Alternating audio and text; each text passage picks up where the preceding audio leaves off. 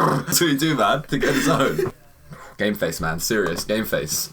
Alright, today we're going to be doing a voiceover with trained chest. So we're going to be going through what we do. Right now I'm just literally just chatting shit. As I said, I don't really do voiceover videos. I don't normally do tutorial videos and stuff like that. But I've got a lot of good feedback. Like a few of you guys wanted to see more. You find them really useful. So got Lubomba involved. He's down from Oxford for what, like a few weeks? Yeah, a few weeks. Like something like that. So, and this guy has a mad chest. Like he's got like the simian kind of titty overhang. Like if you like, you could fucking. This guy should probably wear a bra. So I was like, fuck it. I want that massive dinner plate kind of chest. So I got this guy involved. Basically, what we've done is we've sat down together. We've written out his routine, and we basically take you guys through it. And it hits all areas of the chest. It's like fundamental movements. We've got a lot of compounds in there. So compound movements using multiple joints, you get a lot of bang for your buck in terms of amount of muscle fibers utilized. But then we've also got isolation movements as well, just to really stress the muscle and push it at the end. But this is the ultimate chest routine that me and mostly Lubomba came up with.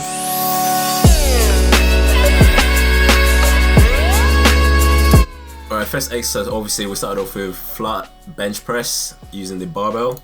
Just the bar. Just the bar for like 20 reps. Warmed up our rotator cuffs with dumbbells. Yeah, that's the standard. Yeah, you gotta do that. Just prevent injury. So on the first compound movement as well, this is a compound movement, of course, utilizing multiple joints. So we're basically training with this kind of movement. You're hitting chest primarily, but you're also hitting triceps, hitting shoulders a little bit. Not so much on flat.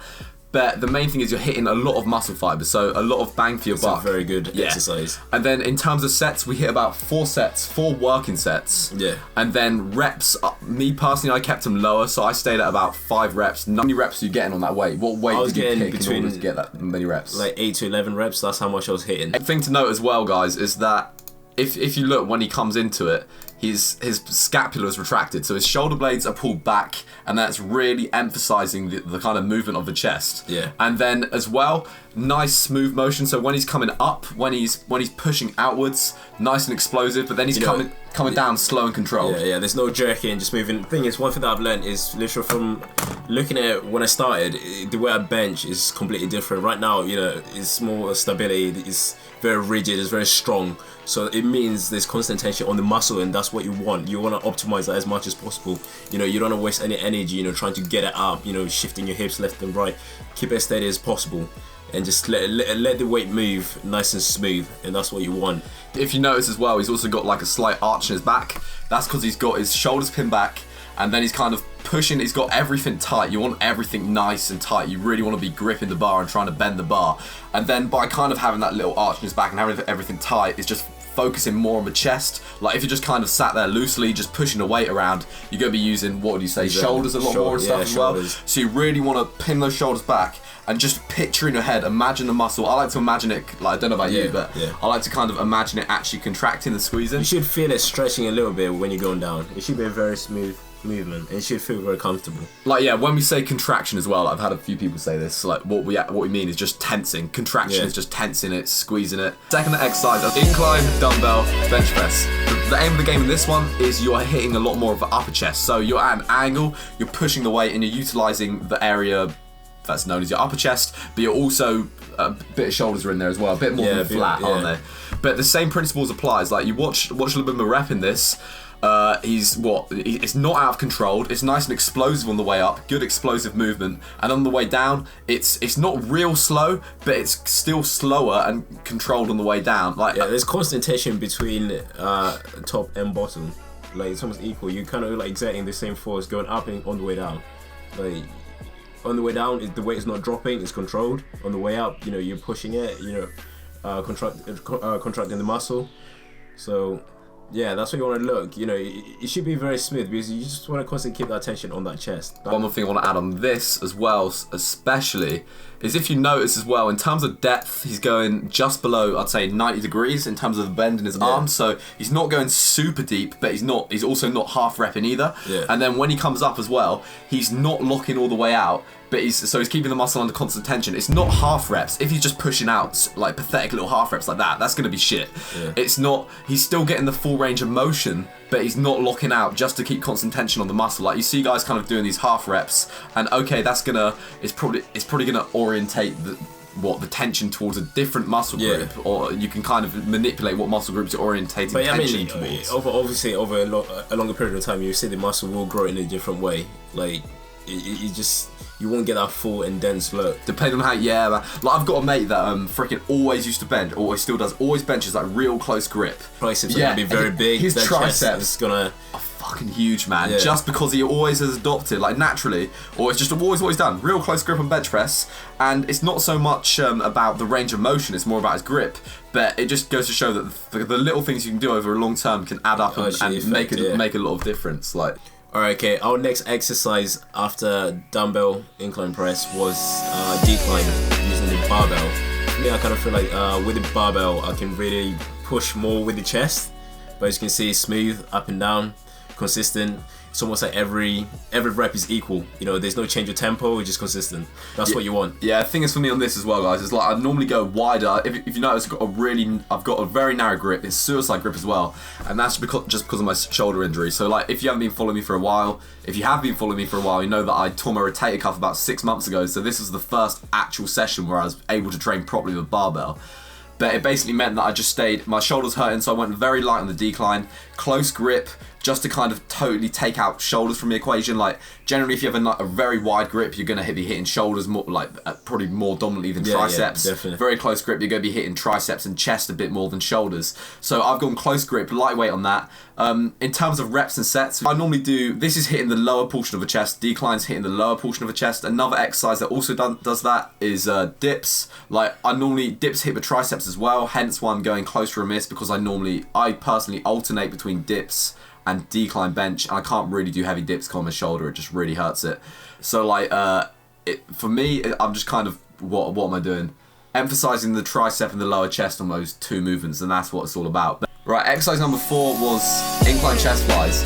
I didn't actually do these because they put a lot of tension on my shoulders. So if you've got a shoulder injury, flies aren't really ideal. I just stuck to cables. Different variations, cables, dumbbells, you know, mix it up. The flies, it's gonna help to stretch those fibers and build that middle, that interior section. Just fill it out. Flies are the ones, honestly. Like, you know, it's one of the movements that I would highly recommend after doing flat barbell press. A lot of the time where I see guys going wrong with flies as well, and I did this when I first started, like, I don't know about you, is that when I was doing the flies, I used to keep my arms like dead straight. Yeah, don't do that. Dead straight. If you notice, his arms are straight at the top. There's no bend in his arms at the top of the movement, but when he gets to the bottom of the movement, when his elbows are kind of just below his shoulders, he's got like a 90-degree bend in his arms. Yeah. So he's basically...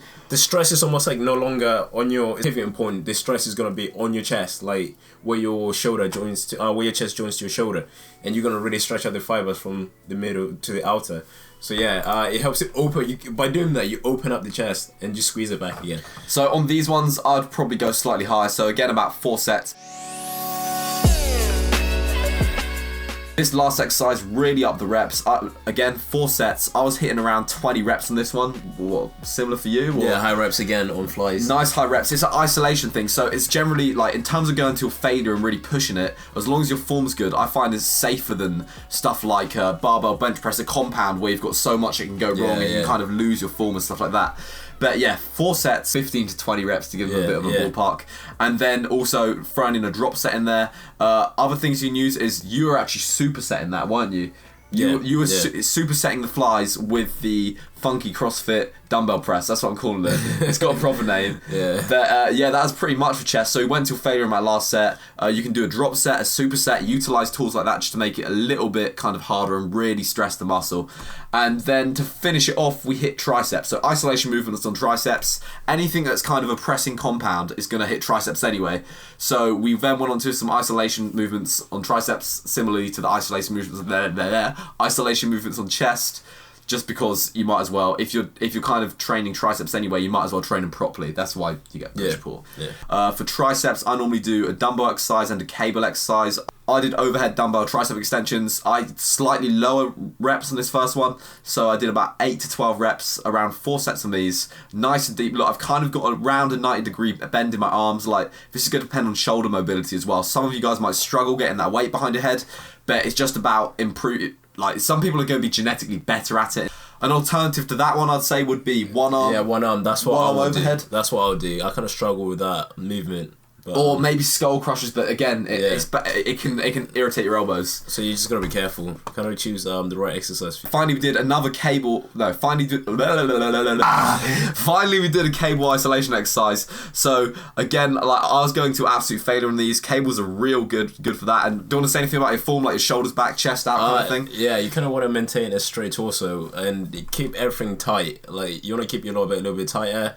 Your upper chest, and kind of drive with the tricep, drive like almost the tricep and the forearm, and really drive into it and focus on squeezing at the very bottom, and let the weight come up again. You should finish stretching nice and slow and controlled on the way up though. Do not let it just slam up. Keep that motion going. You want to keep that constant stress. That's what's going to build that roundness and thickness in the muscle. If you notice as well, Lubomba's his arm, like the only bit of his arms that are moving really is his forearm and hands. He's got this part of his arm glued to his side, so it's just really isolating the tricep. If you're like swinging your arms around, you're going to be moving the weight with your back, and it's going to be taking the tension off the tricep.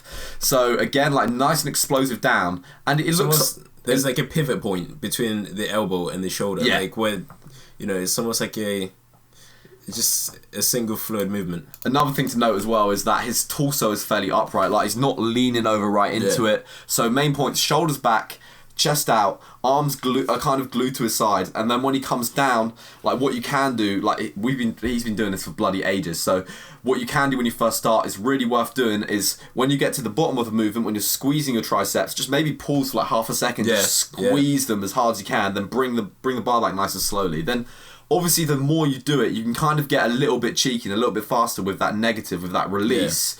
But he's still keeping the tension, although it looks like he's doing it fast. He's not going like this, like having a fucking seizure with the weight. He's keeping it nice and controlled. Like on that final one, again, 4 sets. I went to around. I varied on that one. On the first few, I probably did around 12 reps, but then it was anywhere between 10 to 20 reps, getting really high between the end. What do you say in terms of reps?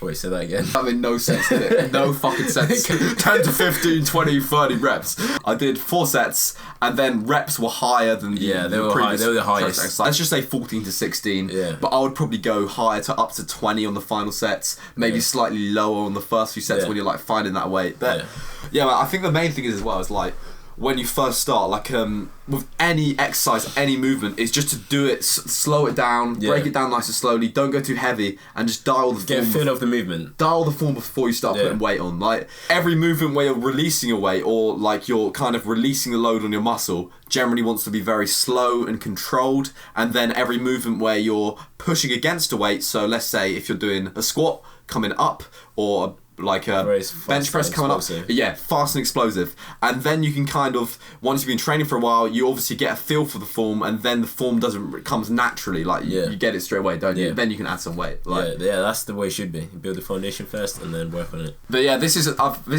it isn't really the kind of content I normally do, just because I say there's so many resources out there. But Lubomba's got an absolutely sick chest. I just want to get his take on it, what he does, like his training principles, and like basically how he structures his workouts, just so like we can just share the knowledge. Cause I don't normally do videos like this, but if you enjoyed this, drop it a like, drop me a comment, and let me know what you want to see like next time. Like I've kind of, this is, as I said, this is very different to the content that I normally do, and it's just a lot easier to make, guys. Like the vlogs and stuff, and the Omegle ones, like yes, they're coming back. Everyone keeps asking me. One, I need to be shredded for the Omegle ones. I'm currently growing, currently gaining weight.